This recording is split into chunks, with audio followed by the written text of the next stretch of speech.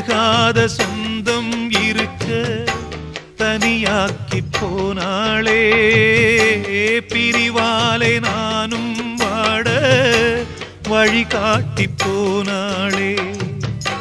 விலகத்தான் நினைக்கிறேன் விலங்குதான் போட்டியே.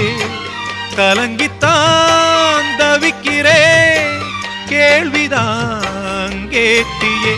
துன்பம் என்னென்ன வந்தா என்ன, சோகம் என் வீட்டை சூழ்ந்தா என்ன, உன்னோட ஆசைய நிறைவேத்தி காட்டுவேன்.